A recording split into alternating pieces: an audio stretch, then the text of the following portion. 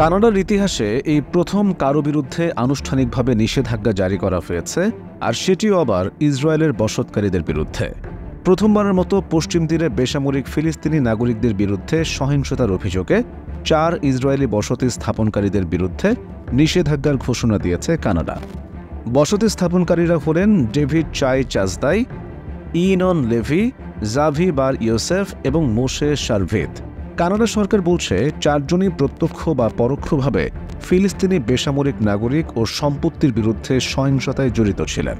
এর আগে যুক্তরাজ্য, ফ্রান্স, ইউরোপীয় ইউনিয়ন ও মার্কিন যুক্তরাষ্ট্র পশ্চিম তীরে ইহুদি বসতি স্থাপনকারীদের উপর নিষেধাজ্ঞা আরোপ করে। গত শুক্রবার এক বিবৃতিতে কানাডার পররাষ্ট্র মন্ত্রণালয় জানিয়েছে, দেশটিতে প্রচলিত স্পেশাল ইকোনমিক মেজার্স অ্যাক্ট নামের একটি আইনের আওতায় এই পদক্ষেপ নেওয়া হয়েছে। নিষেধাজ্ঞার আদেশ প্রত্যাহার হওয়ার আগ পর্যন্ত এই 4 জন কানাডায় প্রবেশ বা কোনো সম্পত্তি ক্রয় করতে পারবেন না। মন্ত্রণালয় এই বিবৃতি দেওয়ার পর কানাডার পররাষ্ট্রমন্ত্রী মেলানিয়ে জোলি এক বার্তায় বলেন, কিছুদিন আগে আমি পশ্চিম তীর সফরে গিয়েছিলাম।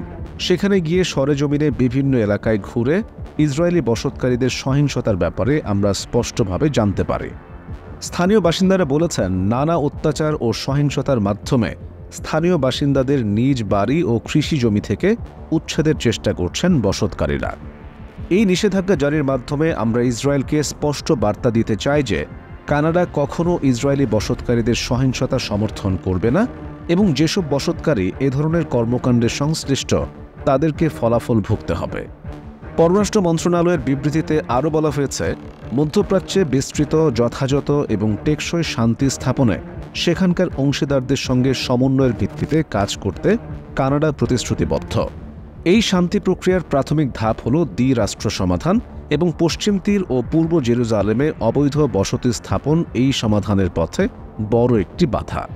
গত 7 অক্টোবর গাজা উপত্যকায় ইসরায়েলের প্রতিরক্ষা বাহিনী আইডিএফ ও হামাসের মধ্যে যুদ্ধ বাঁধার পর থেকে পশ্চিম তীরের বিভিন্ন শহরেও ছড়িয়ে পড়তে থাকে সহিংসতা। জাতিসংঘের হিসেব অনুযায়ী গত 7 মাসে মোট 800টি সহিংসতার ঘটনা ঘটেছে পশ্চিম তীরের বিভিন্ন শহরে। এসব সহিংসতায় প্রাণ হারিয়েছেন 35,000-এর বেশি ফিলিস্তিনি। এর আগে গত 2 ফেব্রুয়ারি পশ্চিম তীরে সহিংসতায় সংশ্লিষ্টতার দায়ে 4 ইসরায়েলি বসতকারীকে নিষেধাজ্ঞা দিয়েছিল যুক্তরাষ্ট্র। গত বৃহস্পতিবার যে 4 জনের বিরুদ্ধে নিষেধাজ্ঞা দিয়েছে কানাডা, তাদের মধ্যে 2 জনের বিরুদ্ধে মার্কিন নিষেধাজ্ঞা এখনও বহাল রয়েছে। এই 2 জন হলেন ডেভিড চাই চাজদাই এবং ইনন লেভি।